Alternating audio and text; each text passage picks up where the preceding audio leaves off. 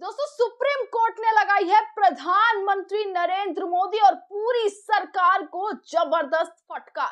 जी हाँ, किस तरीके से सुप्रीम कोर्ट ने राहुल गांधी की बात को एकदम सच माना। राहुल गांधी जो पहले से कहते हुए आ रहे थे, उस बात को सच मानते हुए सुप्रीम कोर्ट ने नरेंद्र मोदी की सरकार को, कैसे केंद्र सरकार को फटकार लगाई है, डांट लगाई है। और साफ पूरा मामला क्या है दोस्तों, ये पूरा मैं आपको विस्तार से इस वीडियो में बताती हूं कि आखिरकार ऐसा क्या हुआ कि प्रधानमंत्री मोदी से लेकर पूरी केंद्र सरकार को अब सुप्रीम कोर्ट में मात खानी पड़ी है और राहुल गांधी की बड़ी जीत होती हुई दिखाई दी है। दोस्तों, आपको बता दें, चुनाव आयुक्त को लेकर कि कैसे चुनाव आयुक्त को चूज करे, कैसे चुनाव आयुक्त का सिलेक्शन होना चाहिए, चयन होना चाहिए, उसको लेकर, उस पूरे बड़े मुद्दे को लेकर सुप्रीम कोर्ट ने कैसे फटकार लगाई है। दोस्तों, आपको बताएं, जब चुनाव आयुक्त का जब सिलेक्शन होता है कि कौन चुनाव आयुक्त होगा, जैसे कि अभी ज्ञानेश कुमार है, तो मानिए कि अभी जो सिलेक्शन होता है वो किस बेस पे होता है कि एक तो प्रधानमंत्री होंगे, यानी मोदी जी एक तो खुद जो है वो स्वयं होंगे, 3 लोग होते हैं।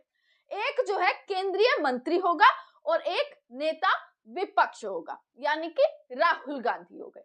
अब इस चीज पर सुप्रीम कोर्ट ने साफ डांटते हुए और साफ सवाल करते हुए कड़े शब्दों में ये पूछ लिया कि भाई आपको जरूरत ही क्या है, आप नेता विपक्ष की जरूरत ही क्या है, आपने दूसरा भी अपना ही पक्ष रखा है, आप मंत्री भी अपने ही पक्ष का रख रहे हैं, आप प्रधानमंत्री भी हैं, जो केंद्रीय मंत्री होगा वो भी, आसान भाषा में दोस्तों मैं ये चीज आपको समझा रही हूँ, जो केंद्रीय मंत्री होगा वो भी आप ही के पक्ष का होगा। 2 लोग तो आप हो ही गए चुनाव आयुक्त को चयन करने के लिए, तो आपको जरूरत ही क्या है नेता विपक्ष की, नेता प्रतिपक्ष की आपको क्या जरूरत है, वो कौन सा रोल प्ले कर रहे हैं, आपने कौन सी स्वतंत्रता उन्हें दे दी कि वो भी कुछ इस चीज में बोल पाए।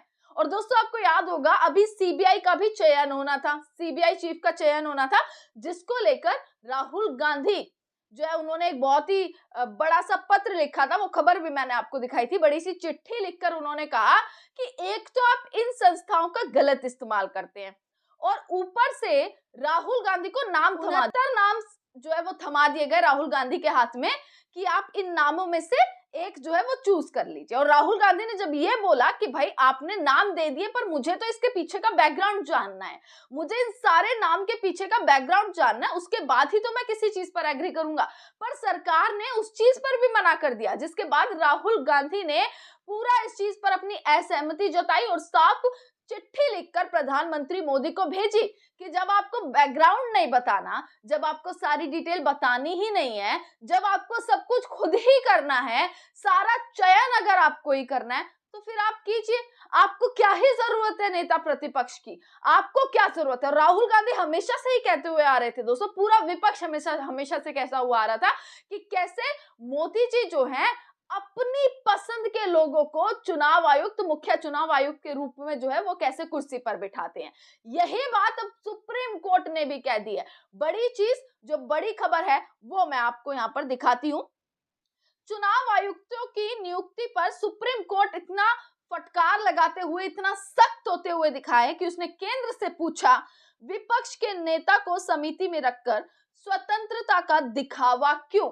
साफ पूछ लिया केंद्र सरकार से कि राहुल गांधी को आप रखते तो हैं, पर जब आपको उनकी बात सुननी नहीं होती, वो क्या नाम दे रहे हैं, उनकी सहमति असहमति जब आपको सुननी ही नहीं होती, तो आप ये दिखावा क्यों कर रहे हैं स्वतंत्रता का। इस पर सुप्रीम कोर्ट ने बोला है। दोस्तों, आपको बताएं, सुप्रीम कोर्ट ने पहले जब ये चुनाव आयुक्त की जो नियुक्ति होती है, उसको लेकर पहले बोला गया था कि एक नेता प्रतिपक्ष होंगे, एक एलओपी होंगे, एक प्रधानमंत्री होंगे और एक जो है सीजीआई होने चाहिए। पर कैसे नरेंद्र मोदी की सरकार ने, कैसे भाजपा ने इस चीज को चैलेंज देते हुए पूरा ये रूल बदल दिया। संसद में इस रूल को यूं बदल दिया गया कि एक मोदी जी होंगे, स्वयं प्रधानमंत्री होंगे, एक जो है कौन होगा, केंद्रीय मंत्री, और एक एलओपी को रख लेंगे, राहुल गांधी को रख लेंगे। पर राहुल गांधी की बात आखिरकार सुनने वाला है कौन। पर दोस्तों, आज जो सुप्रीम कोर्ट का ये फैसला आया ना, जो आज सुप्रीम कोर्ट सख्त हुआ है, ये वाकई राहुल गांधी की भाषा जो है, अलग तरीके से सुप्रीम कोर्ट ने राहुल गांधी की भाषा को बोला है, पर राहुल गांधी की एक बड़ी जीत यहां पर होती हुई दिखाई दी है। आगे आप देखिएगा दोस्तों, सुप्रीम कोर्ट ने मुख्य चुनाव आयुक्त और चुनाव आयुक्तों की नियुक्ति प्रक्रिया को लेकर केंद्र सरकार से कड़े सवाल किए। अदालत ने पूछा, जब चयन समिति में प्रधानमंत्री, लोकसभा में विपक्ष के नेता और एक केंद्रीय कैबिनेट मंत्री शामिल हैं, तो यह व्यवस्था वास्तव में स्वतंत्र है या सिर्फ स्वतंत्रता का दिखावा भर है? अदालत ने कहा कि इस संरचना में कार्यपालिका का स्पष्ट वर्चस्व दिखाई देता है। दोस्तों आपको बता दें किस तरीके से ये चीजें कही गई हैं। आप ये मानिए, अदालत ने 2:1 पर बहुत ही एक कड़ा सवाल उठाया है कि देखिए, एक प्रधानमंत्री, एक केंद्रीय मंत्री, एक राहुल गांधी है। 2:1 का मतलब हो गया कि एक प्रधानमंत्री, केंद्रीय मंत्री, जिनके दोनों के पक्ष हाँ होंगे या ना होंगे, उनके दोनों की सहमति बराबर होगी, क्योंकि केंद्रीय मंत्री भी जो हो गए वो प्रधानमंत्री से अलग नहीं जाएंगे, वो प्रधानमंत्री के विरोध में हाँ या ना नहीं कहेंगे, जैसे उन्होंने कह दिया वैसे वो कहेंगे। तो जब दो हाँ हो गई तो आपको राहुल गांधी की सहमति असहमति की जरूरत ही क्या पड़ी? इससे बेहतर है कि केंद्रीय मंत्री की जगह एक स्वतंत्र जो है वो इंसान होना चाहिए, स्वतंत्र पद पर कोई होना चाहिए, जैसे कि सीजीआई हो गए। ये बोला गया है आज भी सुप्रीम कोर्ट में कि चीफ जस्टिस होने चाहिए, प्रधानमंत्री हो और एलओपी हो। अगर उन्होंने ना करी है, इन्होंने हाँ करी है, तो फैसला जो है वो उन सीजीआई के हाथ में हो। मतलब पूरा रेशियो जो होना चाहिए वो इक्वल होना चाहिए। दोस्तों आप ये देखिएगा, जस्टिस दीपांकर दत्ता और जस्टिस सतीश चंद्र शर्मा की पीठ ने सुनवाई के दौरान कहा, सीबीआई निदेशक की नियुक्ति समिति में भारत के मुख्य न्यायाधीश शामिल होते हैं, लेकिन चुनाव आयुक्तों की नियुक्ति के लिए किसी स्वतंत्र सदस्य को जगह नहीं दी जाती। जैसे अभी सीबीआई का जो चीफ का चयन हो रहा था, तो उसमें जो है कैसे इंक्लूड किया जा रहा था उनको, जो स्वतंत्र रूप से होते हैं स्वतंत्र सदस्य को, पर इसमें क्यों नहीं किया जाता? पीठ ने टिप्पणी की कि लोकतंत्र और निष्पक्ष चुनावों की रक्षा के लिए स्वतंत्रता उतनी ही जरूरी है जितनी कानून व्यवस्था के लिए।